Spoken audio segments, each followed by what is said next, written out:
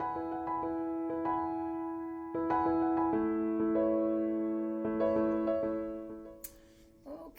well, my name is Connie Forsberg Andersen, and I was born July the 7th, 1933, in Riverside, the house that I grew up in. However, the house had been remodeled several times, so it never looked the same. In fact, I remember my folks moved an old house from across the street and put it on the back and made the bedrooms and a bathroom. And I think we was the first family in Riverside that ever had a bathroom. Okay, the first that I think I remember is going to the little square schoolhouse in Riverside, where the park is right now. The bell from the school is in front of the park, but it was a little 4-room, I think there were just 4 rooms in it, but there was 4 grades in one room. And one teacher, I went from the 1st to the 4th grade, and then I went to garden school. I can remember we lived about a mile from Riverside, and there wasn't much going on at our house. Growing up, I remember I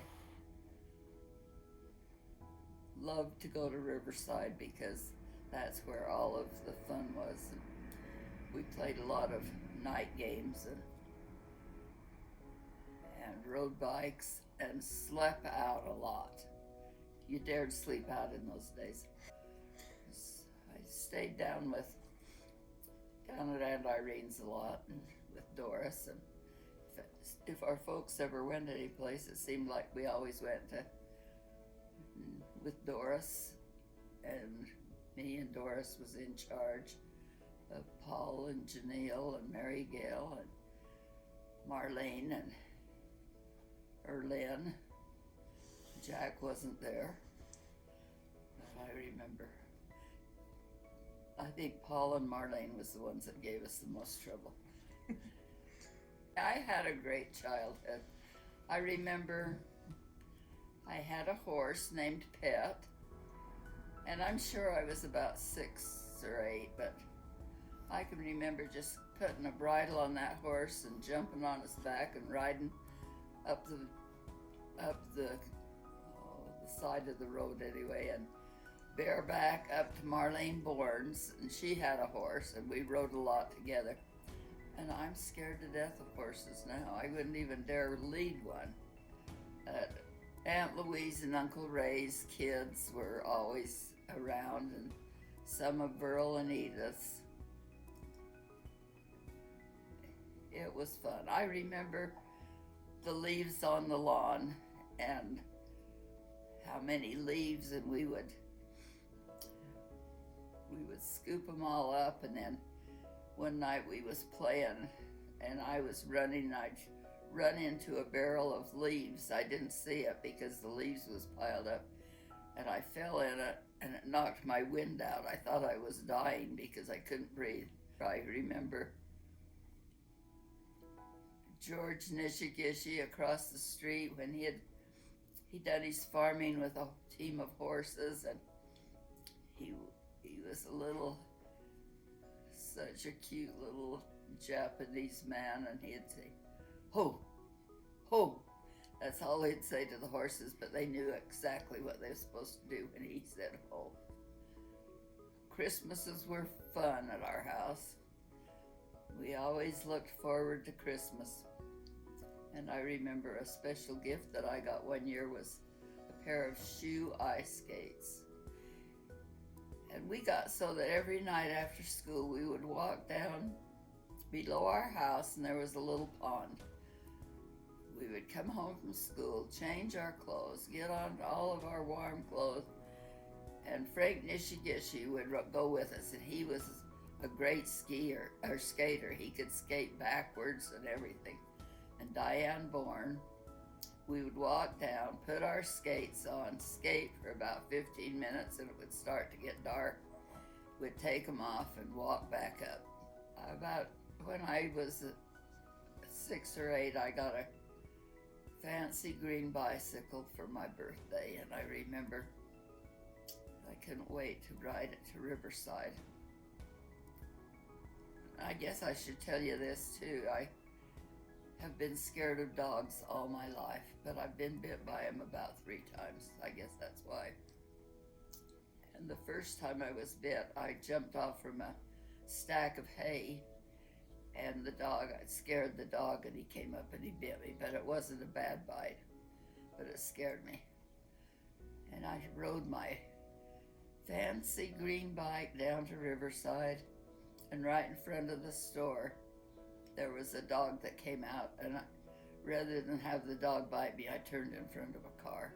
But he just barely clipped me and didn't really ruin my bike or didn't do any damage to me. He was a good driver because he was watching out. My mom and dad worked hard. We weren't rich. I don't think there was too many rich people then. But Daddy, well, he owned his own school bus. They had to own their buses at first. And he owned his own bus and worked for the Box Elder County School District. And he drove bus.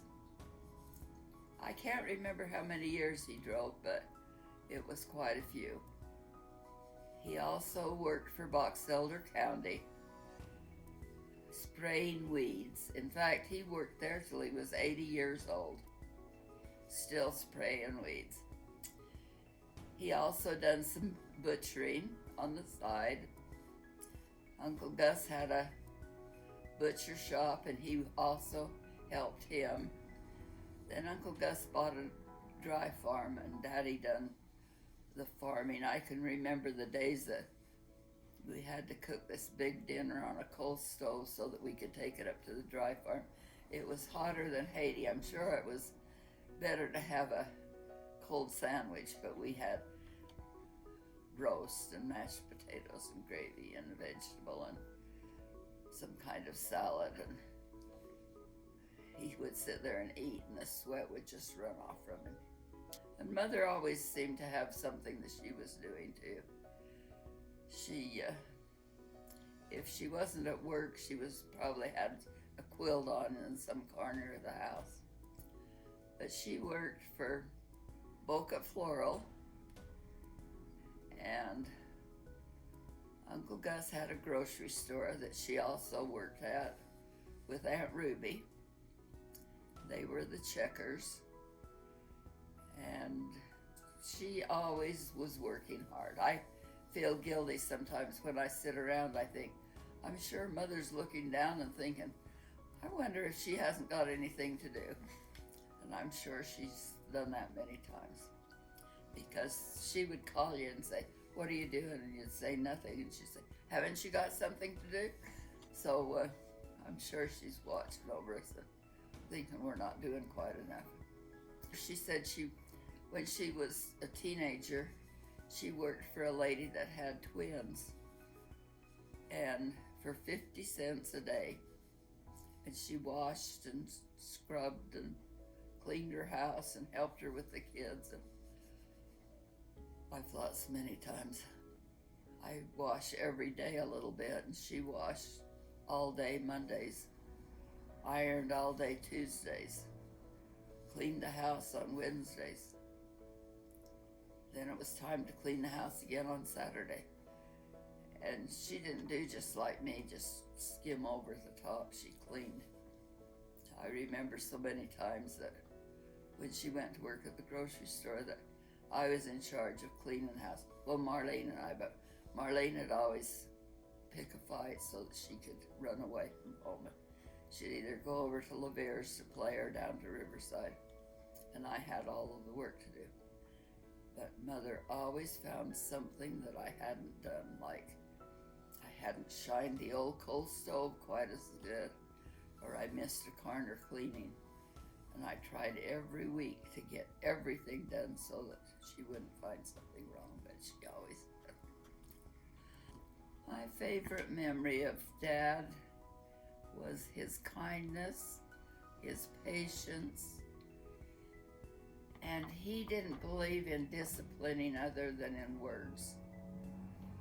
I think maybe Marlene got her pants kicked once from him, but that was because they were afraid they were lost and gone, and when they found him, he kind of was upset with her. But I never remember Dad, but he used a lot of words that would hurt you a lot more and make you think. I think of one time, it wasn't with me, but with Jack, and something that Jack even told at Dad's funeral. He said, Dad was the kindest, soft-spoken man. And he says, one night I got home from school, and Dad was working afternoons at Thai-Call, never got home till midnight. So it was my job to do the night chores. And he says, I went out and the cows had a little water, the horses had a little water, they had a little hay, and I couldn't wait to get down to Safeway's parking lot in Tremont and then drag Maine. So he says, I thought, oh, the chores are okay, I'll go. So he says, I went to Tremont and then drug Maine.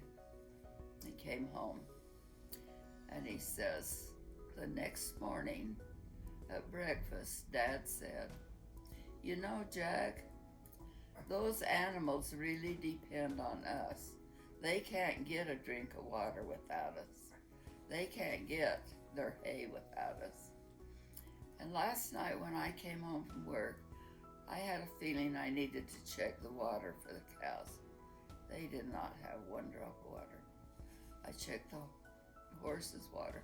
They had not one drop of water. Neither one of them had hay. The reason I went and checked them is I got out of the car and I heard them mooing and whinnying, and so he says, I went out and took care of them, and he says, I don't know what was so busy with you that you hadn't done it, but they really depend on us. And Jack says, never again did I ever forget to do the chores. If you'd done something wrong, he always had some way to tell you that you never forgot it the next time.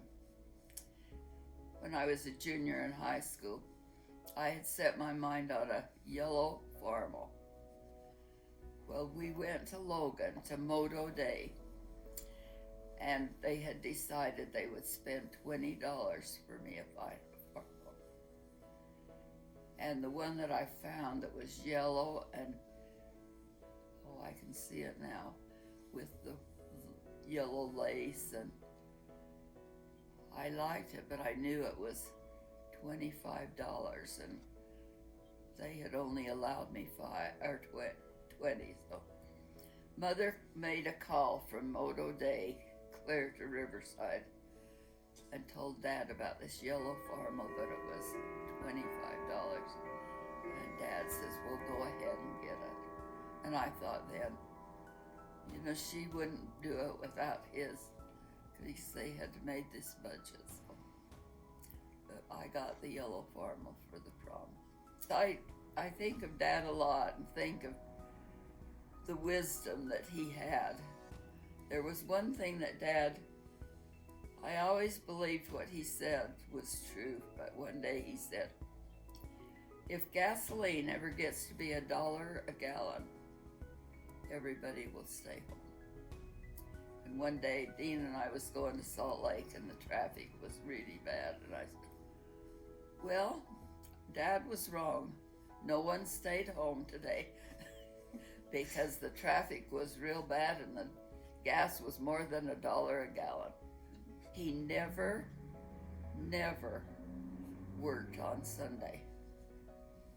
Grandpa Forsberg, that's one thing, he kept the Sabbath day holy, and he expected his boys to keep it holy. Another thing that Grandpa Forsberg, he was always smooth shaven, and he expected his boys to be. If he seen a whisker on him, he'd let them know that they needed to take care of themselves better.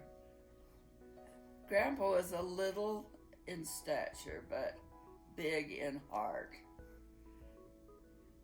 And when I tell you about my grandma, I will just let you know that Grandpa Forsberg took very good care of her. But he had this medication that would fix anything, and that was soda, baking soda. A teaspoon of baking soda in a glass of water, and I can still hear him stirring and clinking on the glass, and he would drink it. And every time he'd come in from outside, he'd usually go to the cupboard, get the baking soda, and have him a glass of soda. But he thought that took care of everything. He liked to find somebody that would argue with politics. And he was a Republican unless somebody else was a Republican, then he'd change just so he could argue. He loved to argue. He loved to play horseshoes. Him and George Ward, his friend in Riverside, when they'd get through arguing, then they'd play horseshoes. But he could always find somebody that liked to play horseshoes with him. One night, as we were coming home from school and Daddy was driving the bus, buses stop at all railroad tracks. And as we got to the railroad tracks just north of the sugar factory, there was the train stopped in Grandpa's car. And when Dad stopped, here came Grandpa over to the door and he says, "Dad, what happened?" He says, "That train saw me coming.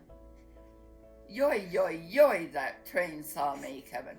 He was so upset because he thought the train would stop for him, and it didn't. And he was about almost 80 then. He was on top of a hayload of hay, and they had stopped at Uncle George's to let Uncle George off, and Grandpa died of a heart attack up on top of the load of hay. My mother she knew that Dad wasn't a disciplinary, so she took care of it all. And it wasn't hard for her to swat you if you needed it. Marlene says she swatted me every time I walked by, and probably I needed it, but she didn't swat me quite as much, but Mother would. She had her hand ready and she could swat you.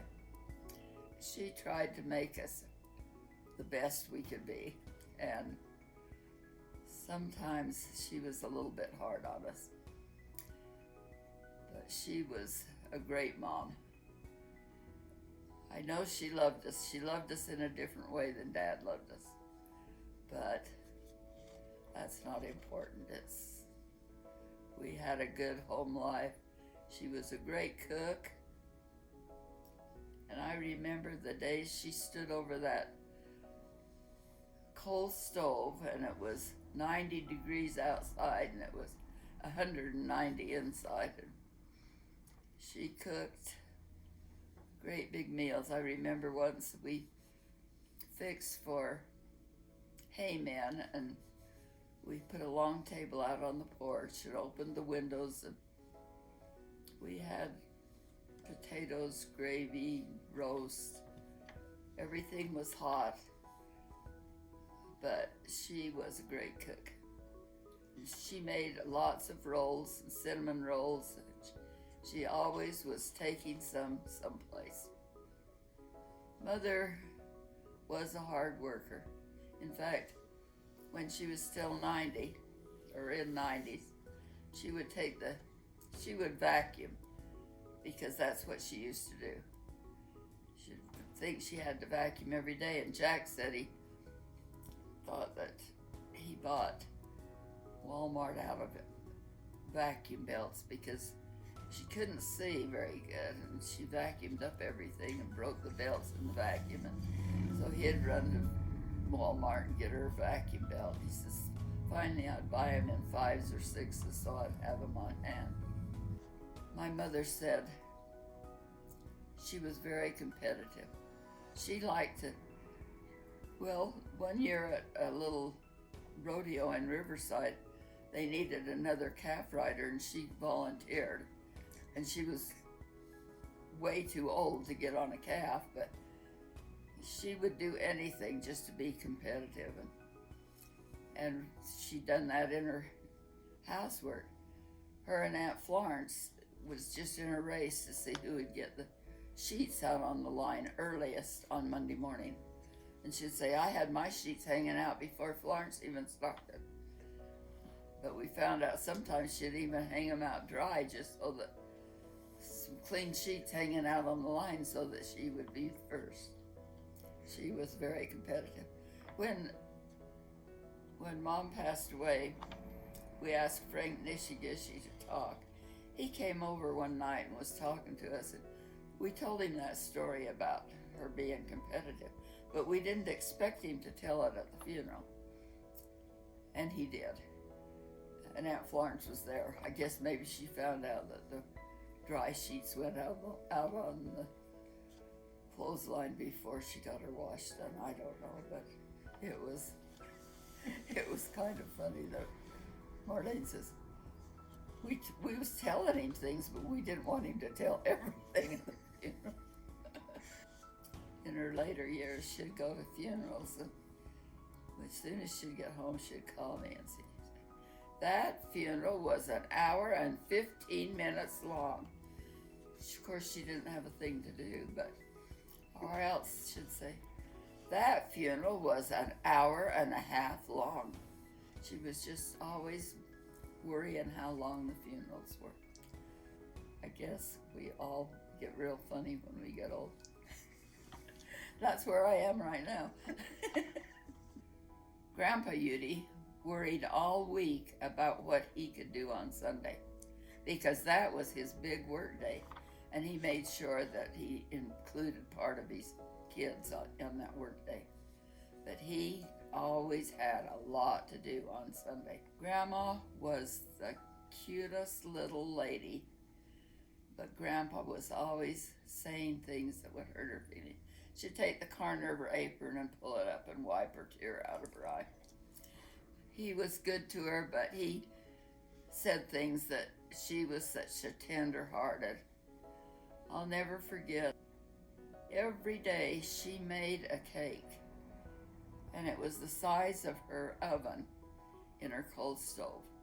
A big square cake. Chocolate cake with chocolate icing, or a white cake with white icing, or a white cake with chocolate icing.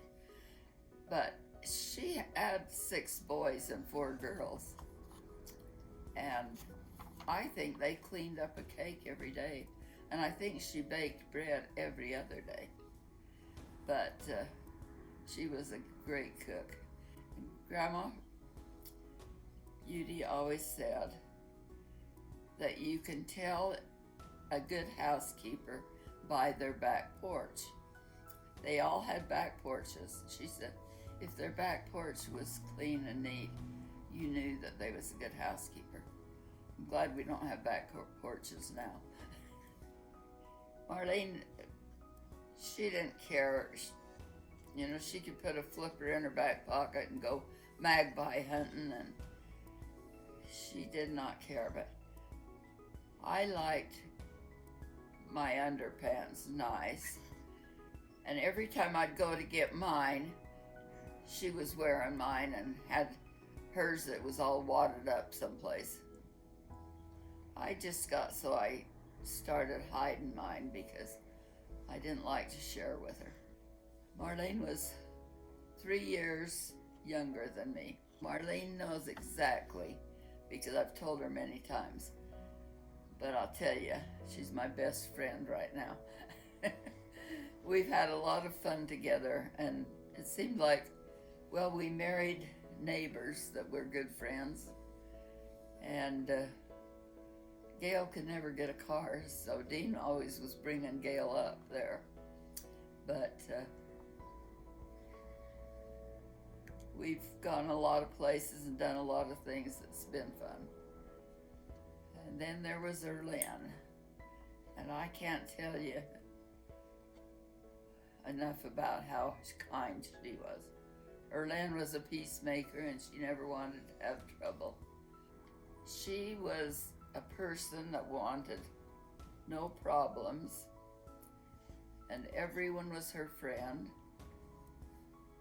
And she was always giving flowers or sending flowers or doing things for people. And when Erlyn passed away, we have pictures of her planters and flowers lined the whole side of the gym. Everybody had paid her back with the flowers that she had gave. Some of them was a little shady, but she always had a joke that she could bring out. And a lot of people still tell me how much they miss her. And I miss her, Marlene misses her.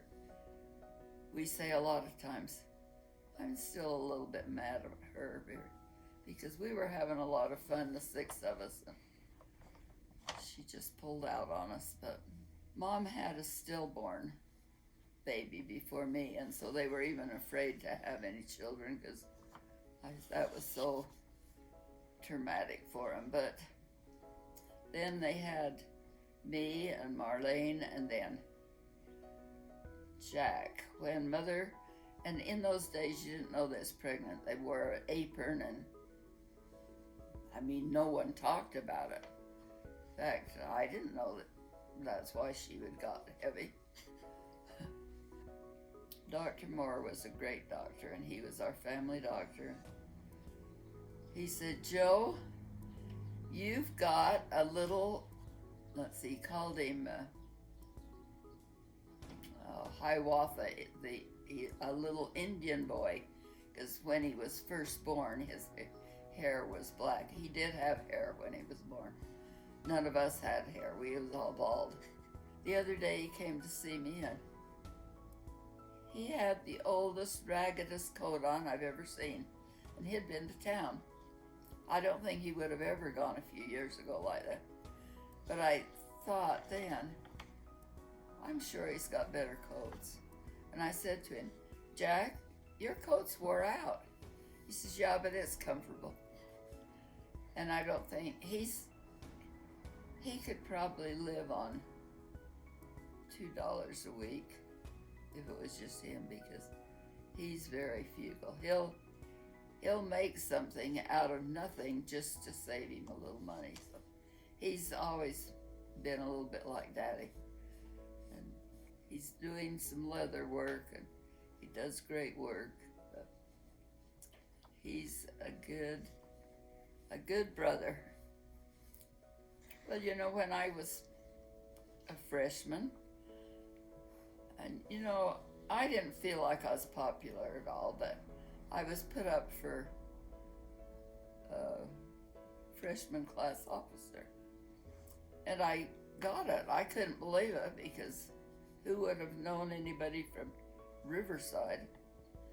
But I was freshman class officer. I loved high school. I really did. I worried about that I wouldn't get good grades, and I didn't get high grades, but I think if I would have worked a little bit harder, I would have. But I was a B average. My junior year, I was in the pep club, and it seemed like I was doing more things. That was the year I took a geometry class that I was completely lost in, so I told them I better change to an algebra class, because I do understand that a little bit, but this I don't understand at all. Senior year, I was put up for a class officer. This time I was vice president, and I couldn't believe I'd won over Eleanor Ballard. She was a lot more popular than me. When I graduated, I said, well, I told Dean, we've enjoyed school and school activities, so I think we can still go. That will be our fun things, is go back to. But you know what? When you get out, it's not that fun, because we went back to a few things. We went to Salt Lake when they had the basketball tournaments, and we knew we would look older than high school kids, but we made it in. And the next year I says, we're not going to do that, because I felt guilty the whole time that we got in on their student body card. However, when our grandkids, like Sean Owen, was playing football, we never missed. And then Connie was a high stepper, and we never missed. When Shawnee played basketball, we never missed. You know, if you don't have kids and grandkids and great-grandkids, life would be boring. Well, I remember I was born just after the Depression, but then we went into World War II, and I remember we hadn't been married very long, and Dean got a letter that he had been drafted, but when he had his physical and said that he'd have asthma, then he had to take a letter from his doctor saying he had asthma down to Salt Lake, and it happened to be a day that was a blizzard that we drove to Salt Lake. And when he went in down at I can't remember, Fort Douglas, he went into the office. That's where he was to deliver this letter. And he took it in, and this guy just took it. And he says, when Dean came out, he says, I think he was filing it in the garbage as I left. You know, I can remember the ration of, like, sugar. You could only have so much sugar.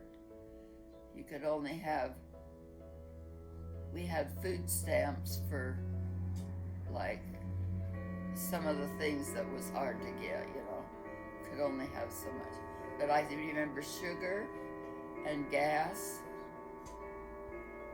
And I remember everybody saved on that, you know. They saved everything they could. I remember people going to the stores and just buying exactly what they needed, because it was a little bit like it is right now. Just, it was troubled times. The first job I had was, well, other than little jobs, but I started working at the City Drug in Tremont. We made $1 an hour. That was quite a bit, because I remember if we had anybody work for us, we had to pay them $1 an hour. Then I worked for Grace Hales at the Cleaners. I would go after the kids went to school and get home before the kids came home. They didn't know I worked really. And then I worked a little bit for Ethel Kerr cleaning motels, and same thing. I would leave after the kids left for school. Was home before. And then one day I got a call to come and visit with Dr. Mason. And he asked if I'd be interested in working in the dentist's office. And I said, I've never thought of it. And he said he'd like for me to try it. I did. I loved it. I liked to chair side. And I did that mostly when I first started. And then after Barbara got sick, I took the front desk. He hired a chair side. And then when Dr. Mason sold his practice to Dr. White, I just went along. I worked part-time till I was 78. I was working 2 days a week. Then I had both of my knees replaced, so I didn't ever go back. But Dr. White was very good to me. I think the happiest day in my life was probably the day that I married Dean. And I remember it as though it was yesterday. It was a lot different then. There was 5 brides that was in my session. And we never got out of the temple until about 2:30 that day. It was a long day. That was a happy day. And then I think the day I became a mother to Jadine was my next happiest day. There's only one thing that I regret in my life, and Dean knows what it is, and I don't tell very many people because I'm ashamed. I've always been independent, had my own money, and so he's never told me how much he had, so it's always a secret. So that's the thing I regret mostly in my life. Whenever you get married, make sure that you can talk things over with your husband, everything, that you feel like everything is between both of you.